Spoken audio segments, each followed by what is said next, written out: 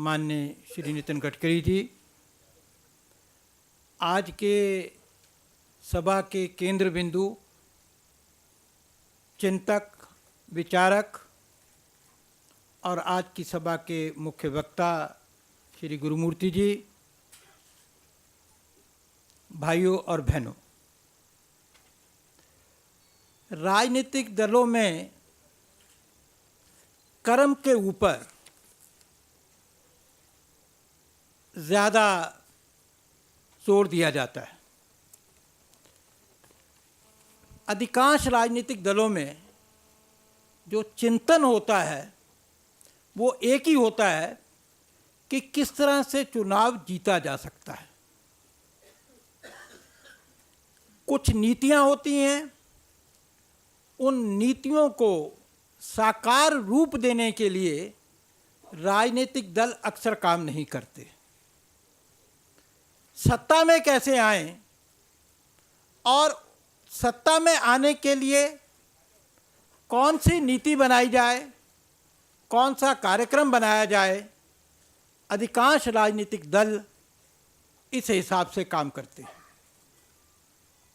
इसलिए राजनीतिक कार्यकर्ताओं में और राजनीतिक दलों में जो चिंतन है, जो विचार है और जो विचारधारा है, वो अक्सर डिस्काउंट पे होती है और एक्टिविटी जिसका एकमात्र ध्येय अगला चुनाव जीतना, वो प्रीमियम पे होती है।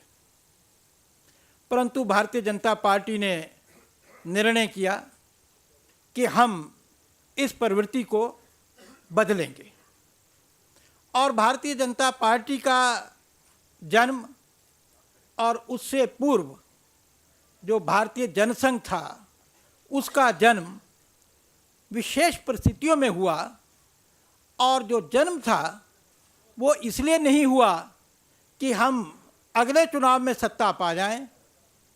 जो तत्कालीन सत्ता में राजनीतिक दल था, नेतृत्व था, क्योंकि उसकी नीतियों से हमारा विरोध था।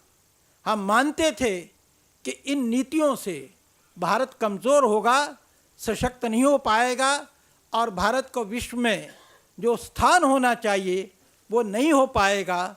इसके लिए पहले भारतीय जनसंघ और उसी का नया अवतार भारतीय जनता पार्टी का जन्म हुआ।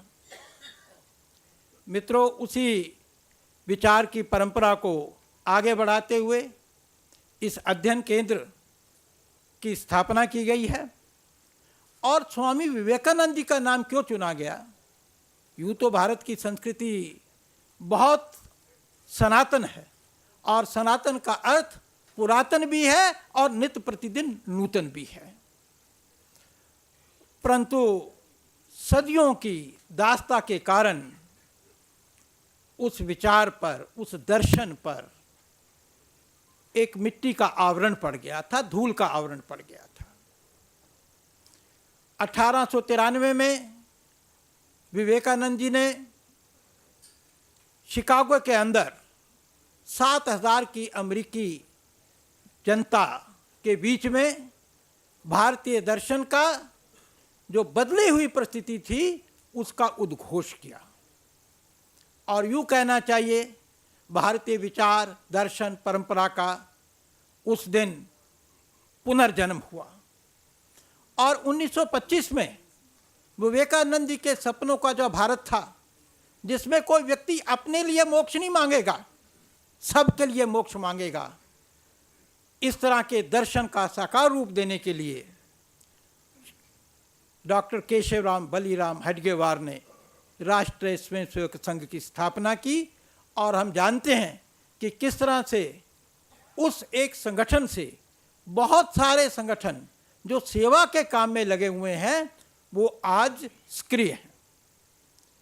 मित्रों, हम एक राजनीतिक दल हैं। हमारे सामने तरह तरह के रोज प्रश्न उठते हैं, सामने आते हैं।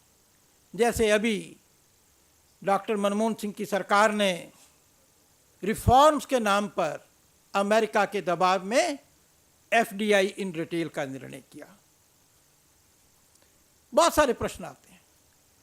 आज जैसे विजय जी ने मेरे से पहले बताया कि 50 वर्ष पूर्व चीन का भारत पे आक्रमण हुआ था, हमारी बड़ी शर्मनाक करारी हार हुई थी। दोबारा ऐसा ना हो, इस पे भी विचार करने की आवश्यकता है। एफडीआई इन रिटेल क्या है, इस पे भी विचार करने की आवश्यकता है। असम क्यों सुलग रहा है, इस पे भी विचार करने की आवश्यकता है।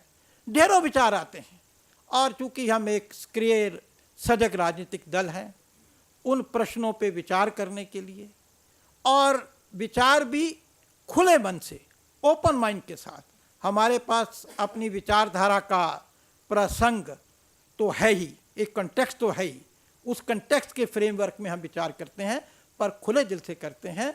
और उसका आज यहाँ पे उद्घाटन हो रहा है। हम लोग हफ्ते में 10 दिन में 15 दिन में एक बार मिला करेंगे, और किसी न किसी विशेषज्ञ को प्रार्थना करेंगे कि वो तैयारी करके जो भी प्रासंगिक विषय हो उस विषय पे विचार करके आएँ, अध्ययन करके आएँ, और जिससे मुक्त हृदय के साथ हम लोग उस विषय पे विचार करके अपनी राय दे सकें, रख सकें।